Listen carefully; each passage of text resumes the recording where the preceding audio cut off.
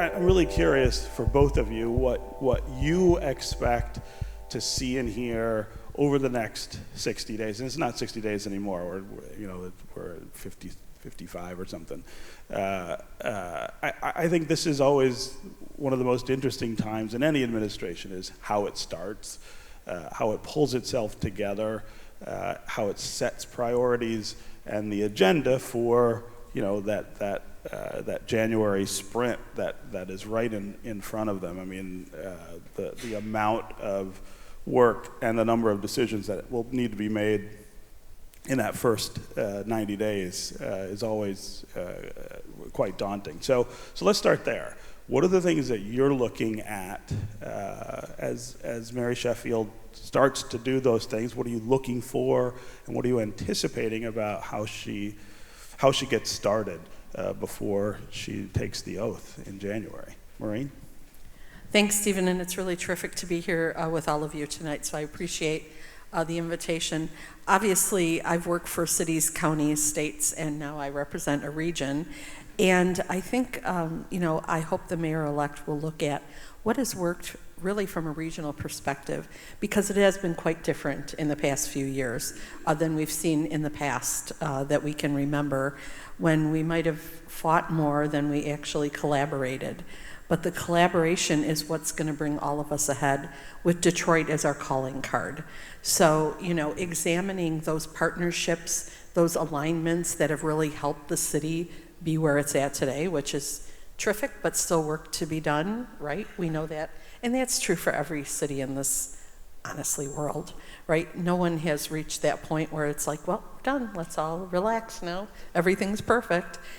So I hope, that examination of those partnerships within the city and around the city that have worked really well, to maintain those.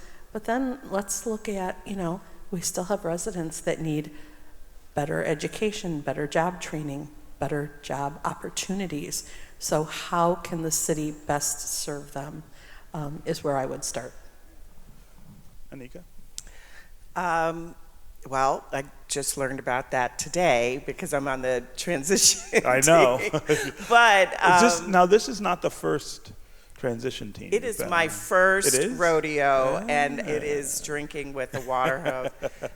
It's not my first. I've served for mayors before, but this is it's daunting of a task, and I think. But what I was really impressed by, I will say, as we're laying out the 100-day plan, is I think the mayor-elect is surrounding herself with both and. So a lot of people will look very familiar that supported the Duggan administration and the Duggan economic development strategy. But then there are a number of people that probably won't look familiar to people across the region that she trusts, that are representative of community voice, that are representative of Detroit and Detroit neighborhoods. And so that coming together of that will be a really, really interesting mix for every committee. If you've noticed, if you saw the report this morning, for every transition team, there is a person of color, a woman, and at least one community person on every committee. There's 8. It's impressive, right? And I feel like that is going to be the charge and the consistent theme over, hopefully it will last in the future, but out of the gate, this is what we're hoping to expect. Maureen, you're also someone who's seen a lot of transition in the city and in the region. What do you think is different about this time, or what do you expect to be different about this time that maybe you hadn't seen before with Mike Duggan or Dave Bing or Kwame Kilpatrick before him. You know, obviously the city's just in a different place. In the past, and let's look at 10 or 15 years ago, outsiders would talk about the city and say, "Oh, Detroit, how's it going there?" in that exact tone of voice. 5 years ago, there was a lot more curiosity, like, "Oh, what's happening in the city?" I believe today we are at tables that we have the right to be at, should be at, and there's not as much of this questioning. So I think that is an important sort of moment in time for the mayor-elect to really recognize that we are now a rising city at tables that we deserve to be at, and to take advantage of that positioning in the country, in the world, that we're not really thought of in a people feeling sorry for us way anymore. We are where we belong, and let's take that moment and build from there. Yeah. Anika, how different do you imagine this will be from what we have seen, you know, recently in Detroit? And certainly for the last 12 years, it's been pretty consistent, obviously. But what will be the difference here? Yeah, I think what might be different is there is a pressure, a financial pressure that that the Duggan administration did not have, because we have a bankruptcy. And every city, that is my theme, I've been saying it across the country, every city needs a good bankruptcy, right? It changes everything, it'll change your life, right? And this new administration is not going to have the luxury of a clean slate. Like, they are coming, 27 is going to be a very difficult financial year for Detroit. And so you have to organize around that. You have to prepare for that now. We have not borrowed, you know, cities, any city across the country, they use municipal bonds to finance the basics of a city. That's how it works. And we have not done that in 13 years. So we're out of practice. We need to, and so we're gonna, this isn't just about like making sure that everybody has a job and, you know, things are running. We have to make sure that we're not going back, right? Like, I feel like that is a key priority, that we have to have the capacity and the financial strength that we can actually ride this wave. I mean, the government isn't even open right now, so if Detroit isn't, it has to figure out how they're going to operate without federal resources and to try to borrow resources, municipal bonds on the market. Yeah. That would be a challenge for any mayor. I mean, not just this mayor. I've seen a lot of the, I mean, I'm not supposed to see these things, but I have. I've seen a lot of the internal financial documents that have been going around for the last couple of months, and there are a lot of things. But just so that the audience understands, talk about some of the things that are coming up. I mean, we have a lot of almost cliff-like issues that are just off in the future that, as you point out, the last mayor did not face when he like took with office. the end of ARPA, right. The end of the bankruptcy subsidies, the end of all of the operating agreements that we made with the state. I was not as prepared as Maureen with all of my notes to know you were going to ask me this, but there are a number of things that we will have to be accountable for as a city.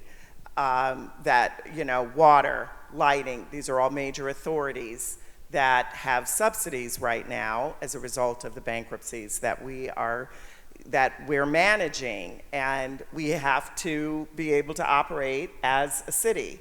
And that's going to be, you know, but the right people, I'm very, hopeful, Anika.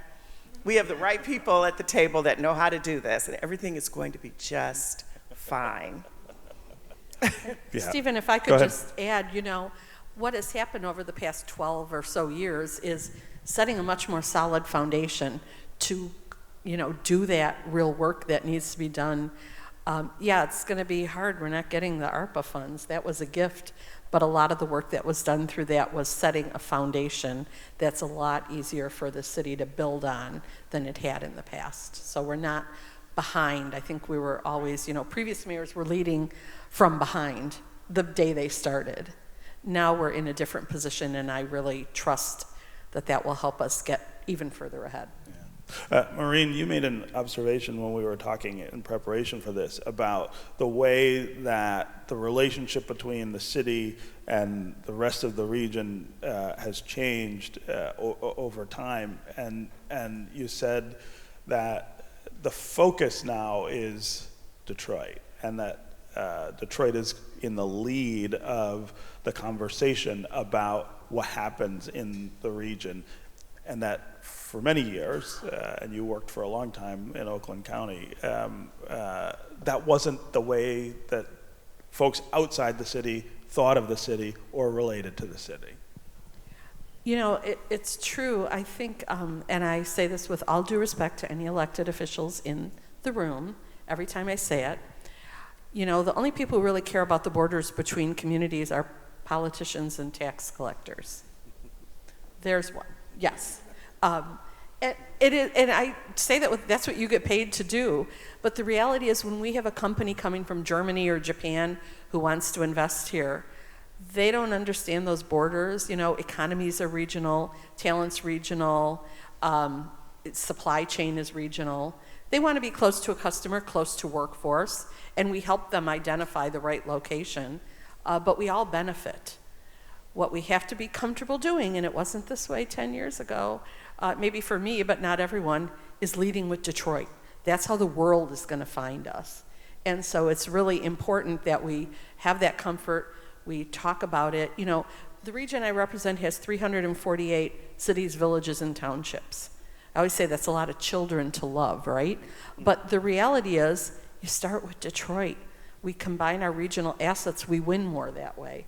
And so it's as good as it's been in my whole career to start with Detroit, and when talking to companies, investors all over the world about why this is a good investment for them. I do think, can I, did they turn my mic off? I know, I understand. I want to just add to what you're saying, Maureen, because I agree with you. However, I do feel like we have some self-esteem issues, some economic development self-esteem issues that we have to work out on the couch before we're ready to do that kind of regional cooperation and lead in that way. And what I mean by that is for years, we would accept any development. Any development in Detroit was good development, whether or not it was good for Detroit, right? We did that for years and years. And thank you to my friends over there. And we would call that a good thing, even if it was harmful to the surrounding neighborhoods, even if their wages were extraordinarily low for Detroiters and higher for others. And so I completely agree with you, but I do believe there has to be a different practice about how we actually engage with business when they're coming into Detroit, that we end up that we have not done, I think. Well, no, I agree with you. And smart economic development starts with asking a community if they want it first. And that's whether you're a rural township being asked to house a data center or a manufacturing operation coming into the city. So that's the first thing we do. I mentioned those 348 communities. We ask first, is this something your community is interested in? If the response is no, we move on. Let us know when you're interested. The other thing that is a metric that certainly Simon knows because he was on our board, that we count our pathway jobs. We just don't take any job that comes along. Pathway jobs don't necessarily require a 4-year degree, but they pay a living wage for a family with benefits and a path forward. And we count those in our metrics because we want to make sure we are focused on jobs that will benefit families in whatever community or whatever, part of the region they locate in. So those are important criteria, and that's all part of smart economic development. And it's okay to say no, right? We say no to we get some crazy projects that come through the door, let me tell you. And we are okay to say, that doesn't seem to work for us. And, we've still met our metrics that we're supposed to, so if we figure it's still okay to say no. Yeah. Anika, so much of your work over the last 10 to 12 years especially has been about taking a look at what is happening to Detroiters in Detroit, and in particular African American Detroiters, and opportunity, economic opportunity, and how it affects the majority population here in the city. I wonder what you make of the work ahead on that. I mean, you've talked a lot about what has happened during the Duggan administration and the progress that has been made in some places, the sort of slower progress in other places. But what is how is the table set, I guess, for Mary Sheffield, and where are the places that you think she could, grab the lever and make things go better or faster? Right. One of the things that always concerns me is that when our numbers are low, as they were in the last ACS, poverty was up, unemployment is up, education attainment is very low right now, we tend to react in a way where we feel like we failed and now we have to go back to remedial development work, right?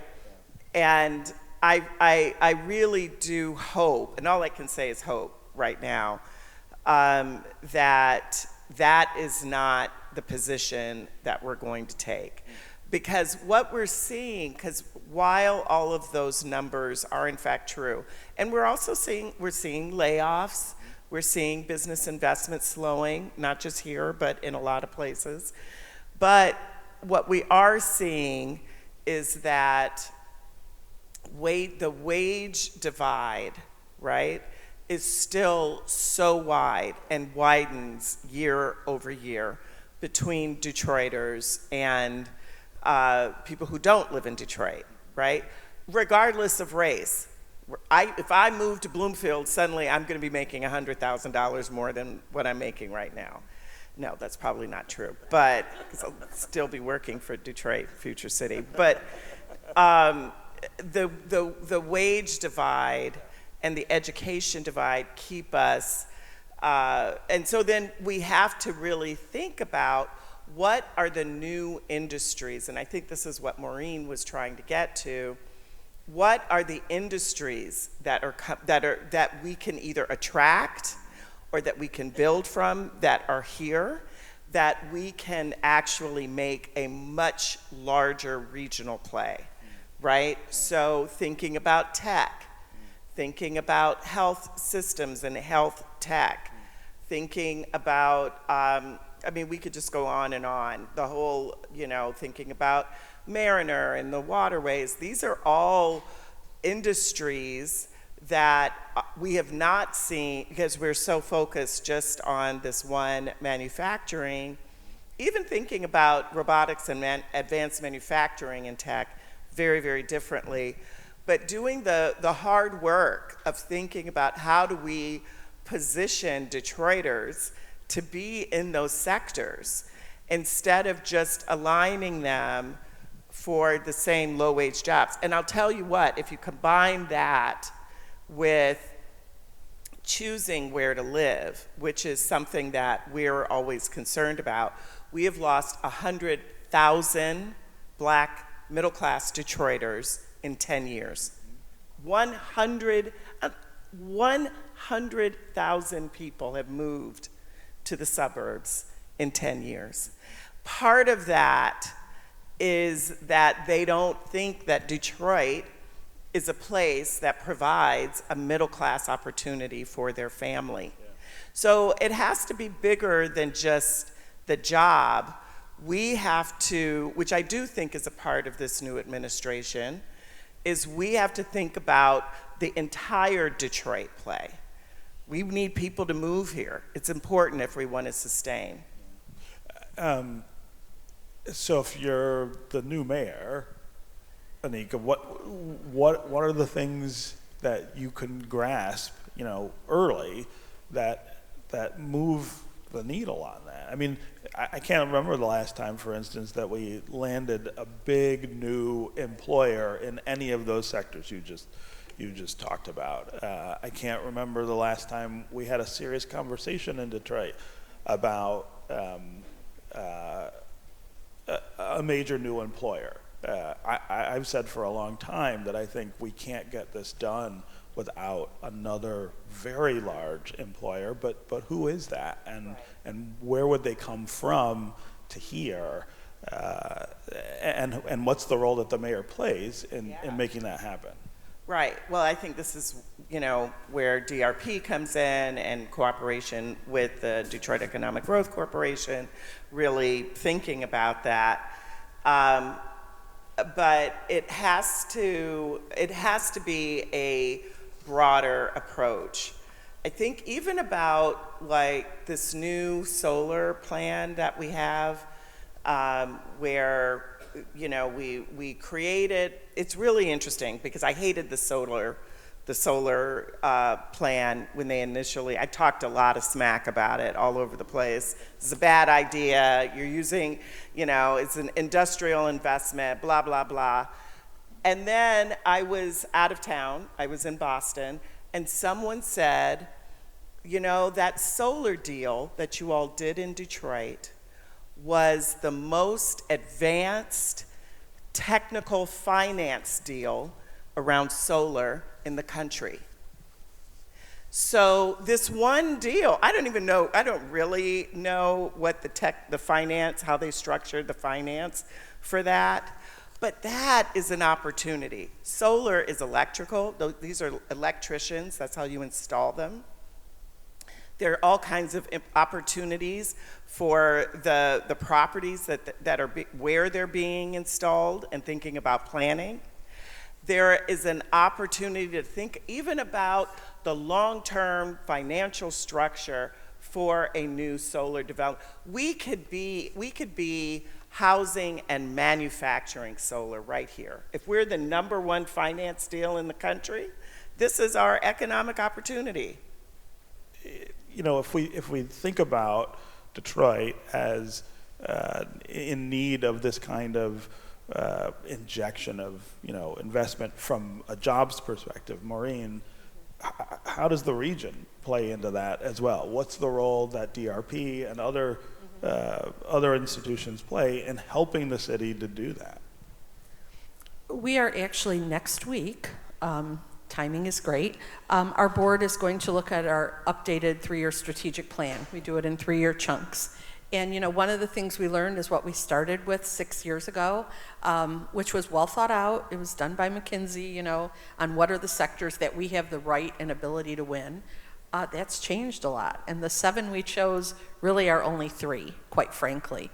And they are still mobility, advanced manufacturing, and then sort of headquarters type facilities in the office tech space. But what we've learned is that there's some new sectors that we didn't throw into that mix that weren't as big of a deal 6 or 7 years ago, like clean tech, right? I mean, that has just all of a sudden exploded on what we can do. So I think the best way to do this is, first of all, is to, we did a study about a year ago on what are the 7, we picked 7, I don't know why we picked 7, but what are the 7 technologies in mobility that we have the assets to win here? Because mobility has hundreds of technologies. Now we're doing the follow-up study on what are the skill sets needed. It's really important to understand, and the residents of Detroit have many, many skills. Technology changes so fast. I mean, every time we get an upgrade on our computer, it's annoying because we can't figure out what they just did, right? So we're not saying people aren't unskilled. how do we get people upskilled, who has transferable skills, and do that alignment so we are really focused on what we should target to the city, as opposed to just putting a blanket, oh yeah, advanced manufacturing. No, what are the types of advanced manufacturing? You know, we had a site consultant a couple of years come in here and said, here's what you guys don't brag enough about. Your manufacturing talent is experienced. You know, if you think about some of these remote places, and I hate to pick on other states, so I won't, but because someone may be from there, I always choose Idaho. Is anyone from Idaho? But if there's a big plant going in to Idaho, and the people have never even walked into a manufacturing operation before, you're starting way behind. Our manufacturing talent is experience. They've done that before. But it's not even just in manufacturing. Identifying those skill sets that we have and how we can move them to the growing, innovative industries is what we spend a lot of time. I have a strong research department. We spend money doing research because that's important that we get this right. I'm going to get to some of the audience questions now because they're actually quite good and it gives me a break. This one is, I think, for both of you, really an interesting question. And it's about realistic strategies for more affordable housing for sale or for rent. And that, of course, is a huge issue in the city, of course, affordable housing. But it is also an issue in the region, and something that we don't talk as much about is what affordability looks like when you go across 8 Mile or Telegraph. So let's talk about what the new mayor can do and what the region can do to support the new mayor in dealing with this affordable housing question better than we have, because I mean I think everyone would admit we're not doing wonderfully with that. Right. You're the pro. Me? You Oh, can okay. start. Yep, you're Yeah, the pro. I spend a lot of time thinking about affordable housing. The question was strategies? Yes. Or, okay. Yeah. What do we do To- to get more, essentially? It's tough, right? Because Detroit does not need any more new single-family housing. We have enough. We still have homes that could actually be redeveloped and resold. There does have to be a level of, because the easiest way to bring down the cost of housing is actually more housing. It's more demand. The challenge that I think we have in Detroit is where there's housing challenges, and how to even that out. There are whole sections of the city where there are no mortgages. We have not seen a mortgage since the 70s. Whole sections of the cities. And when I first saw that map, I thought, A, this couldn't be right, and B, this must be a park. But no, in fact, there were no new mortgages. And so the values were still incredibly low. And so there does have to be a way, which I think that there can be, because we've seen it happen in parts of the city, where you can make investments that are not that are moderate enough, that allow for a level of affordability and retain profit for the developer. That is really where the tension is. Downtown, I mean, once a neighborhood gentrifies, and this is why this is so important, once a neighborhood gentrifies, it's basically done for, right? Like, you're not pulling it back and making it affordable unless you're actually building new housing, and the chances of that are pretty slim because all of the housing is going to continue to go up. But there are enough places here where you can still manage affordability and stabilize it and hold it. And some of it are tools, are financial tools that you can use, like either trusts or conservancies or different kinds of financial tools that can hold some of that land, not forever, not in perpetuity, but long enough to stabilize. And I feel like we haven't done that enough yet, because these neighborhoods are just, we choose to pretend like they don't exist. Go ahead, Maureen. Sure, thanks. You know, if I could just, something that I would hope and wish that the new mayor would do, that we have found very successful from an industrial perspective, but I think it's equally applicable in residential property. Detroit has a lot of property, a lot of vacancies, but if you need to find a 10-acre site in the city that is available to build on, you're hard-pressed. So we knew that our whole region has a 3.5% vacancy rate for industrial property. And this does get to residential, right? So that means you have virtually no product that someone's going to want to come in and put money down immediately. So we created a program where we identified sites, 10 acres and above, because we wanted to include Detroit in that, verified industrial properties. You can check out our website. But what we did is we raised funds to hire private sector engineers to do the desktop assessment, producing about a 50 to 60 page report on the site. So when a developer comes in, they know with certainty, not my staff doing it, professional engineers, what infrastructure is there, what's still needed, how much it's going to cost to develop. And I think a similar concept for residential sites, and it's probably not 10 acres, it's lower than 10 acres for residential, but having that information ready so when the developer comes in, you can say, you know what, here's 3 sites where you can build 30, 40 homes. And here's what we can guarantee is there. So you'll be operating at the speed of business with certainty. And I'll just say from a housing perspective, the area of this region that is doing the best right now, and you're gonna probably laugh, it's our friends in Shiawassee County. They too, in rural Shiawassee, have a housing shortage right there. So they've put together a program to encourage developers to come and build affordable housing because their incomes in Shiawassee County are not Birmingham or Bloomfield either, right?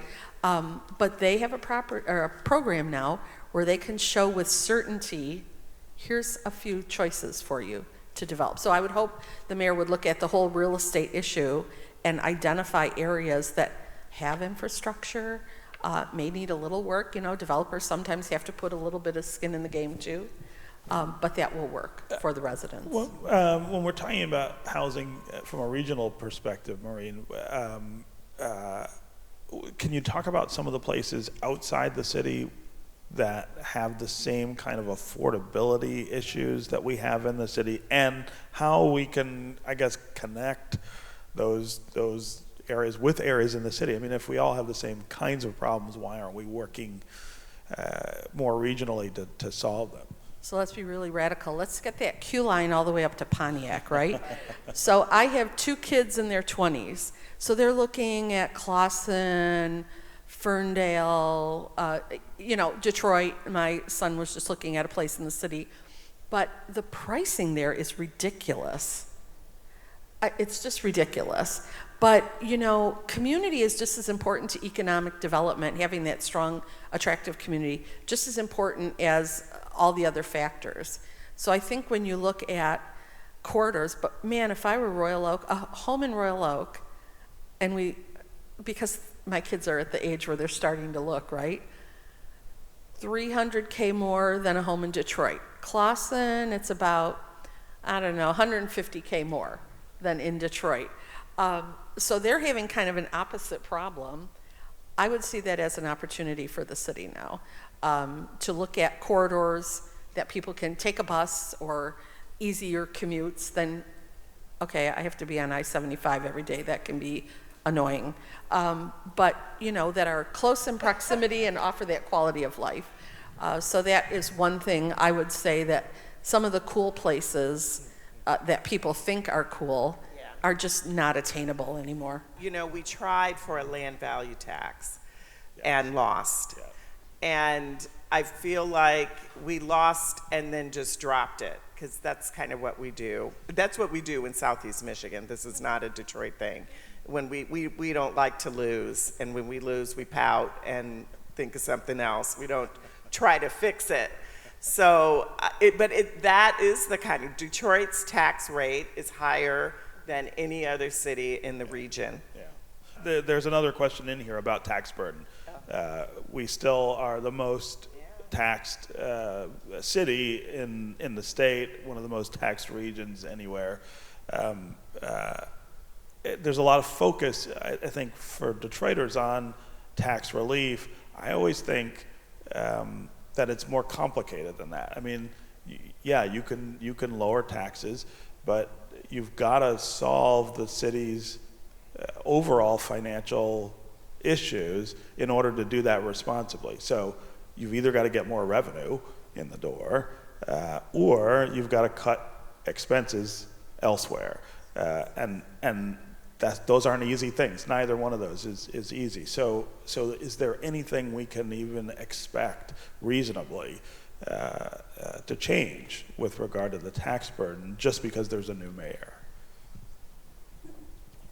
I mean, I don't know. I don't think the city, I mean, I think we started this conversation by saying we have to save and gain revenue now more than ever. So now would not be the time to have a tax freeze. They're really, now is the time to try to do to think about revenue sharing, regional cooperation, all of the things that actually bring in more revenue for taxes. But if we can think about different financial models and not give up when someone says, no, that'll never work, because people are always going to say that. But we do have to really think about different models that could benefit Detroit and the region from a tax perspective for more than just big business, right? Because that is who tends to benefit right now. They do, and that's controversial. I'm not going to really get into that whole separate 2-hour conversation. But I will say, in a very selfish plug for economic development, it's the only public money you spend that brings money back with the investment and the taxes of the companies that come here. And so sometimes I get to go up to Lansing and try to share that wisdom, and it doesn't always go over great. They just cut the state economic development budget by 40% and eliminated a lot of the tools we use to encourage people to invest. We still, as a state, are even at a little disadvantage. We have to keep up with our competition and provide encouragement for companies to invest here. But I think, it's just really important for us to recognize that, okay, Ohio, do you know they've dedicated liquor tax funding to economic development for the next 50 years? Economic development is funded in Ohio. That's our most annoying competitor, right? Or at least for me. So, it's an investment you make. And like I said, this is purely selfish, at least I'm telling you this. But when you invest in economic development, you typically get a lot more back by being aggressive in winning those projects. I don't know. I've been following Ohio, too. They do have some pretty good models, Maureen. It's very, we preach it all the time up in Lansing, so. That does get to a bigger question about, investment and long-term investment and payout, which we're not great at thinking about in the whole state of Michigan, frankly. But things like transit, things like education, these are long-term investments that you don't immediately see the benefit of, but over time they do. What would you say are the opportunities, I guess, for the new mayor to pivot to a strategy that's more aligned with that kind of long-term thinking? You mentioned taking the Q line up to Pontiac. I don't know, what's that? $2 or $3 billion worth of investment. The way we throw numbers around recently, I guess we don't even blink at those numbers anymore. But what are the opportunities to say, all right, well, no, this is not going to change things overnight, but in 20, 30 years, putting this money here will do so. I'm going to start. Actually, I'm going to answer that question first before I ask you to. I think paying down the city's debt is still a huge. It should be a huge priority. I mean, the bankruptcy reorganized the debt, took it from 18 billion to about 10 to 12, I think. But the reason taxes are high is because there's a lot of debt on it. It's not just the city's debt, that's the school's debt, that's the library's debt, that's all, we owe all kinds of people money. That's why we have to pay as much as we do to sustain the city. I didn't hear a single candidate during the mayoral election talk about debt and either restructuring or trying to get rid of it. So there's one. What else is on that list? We haven't talked about education. And education is, to me, one of the primary indicators and economic levers to determine how you actually participate in the economy. And whether it's a middle wage job where you don't have a degree but still affords a quality of life for you and your family, or that you are prepared for a new industry, whether it's an associate's, a certification, or a degree, which we've found, and you probably have seen this too, that no matter how you cut it, a high school diploma is not going to get you very far. And a lot of people don't want to hear that, but you have to have a something. And that is an economic, so like if we were going to think, it's going to require a long-term investment in improving education. And quite frankly, the mayor-elect should be absolute best friends with the school superintendent, and and working with the other superintendents across the region. The majority of Detroit children go to school outside of Detroit. Somewhere else, right? That's true. We, the way we approach these issues, because education is key. So first of all, there was a recent study that came out by a national site consultant group that said the two things talent is attracted to the most is education for their children and outdoor recreation activities. That came in second, which was kind of crazy. I guess unexpected that would be there.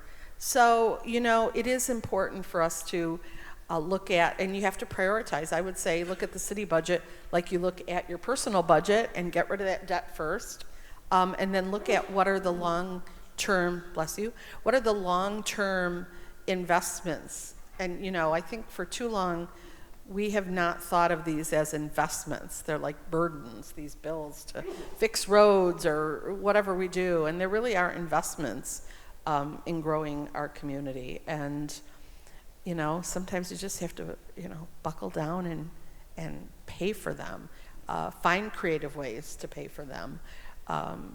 And I guess the only thing that has been a little unfortunate for the past 12 years, and trust me, I'm a real fan of what has happened in the city for the past decade or so, but we had that extra money, and so it took a little bit of that sense of urgency that we have to invest as well. So I'm getting the 2-minute warning sign. So one last question, and this is a good one. Top 3 things that we've got to do really soon to with this new administration to hit the ground running, to set things off in the right direction. Quick list. So we look at what we can control, what we can't control, and what we can influence. Yes. Influence education, absolutely. Investing in our people. Pipeline of talent is very important, so we have to invest starting at pre-K. That shows that we're in this for the long run. Look at the key areas, and I love the neighborhood strategy, but where do we start? We can't do everything at once, right? So I think that's really important to figure out where we start. and build from there.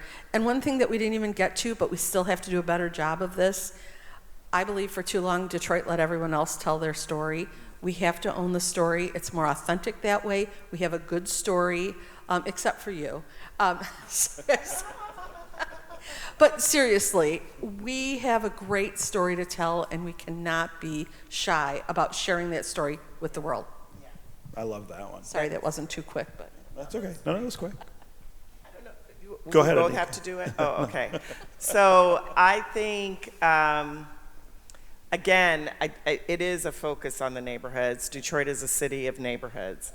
And if we are able to highlight our neighborhoods, focus on our neighborhoods, invest in our neighborhoods, I would look at that first. And I think the mayor-elect is actually that's going to be one of the things she's going to do.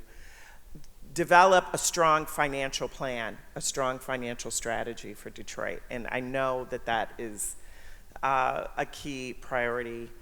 And I am going to say infrastructure, just because of who I am. Like our infrastructure is very, very fragile, very weak, even still, even after ARPA. And this is really what can break us, right? This is what can break our neighborhoods. This is what can deter business from coming in and actually prevent small business. But I know. think about the floods on the east side a few years ago. I mean, a disaster like that is repeatable, number one, but there are other things that could fail in the same way. And right. we're still paying and for our grid yeah. issues, all of it. Okay. Great lists, both of you. Thanks to both of you for being here. Let's give them a hand. Watch One Detroit, Thursday at 7:30 p.m. You can find more at onedetroitpbs.org or subscribe to our social media channels and sign up for our One Detroit newsletter.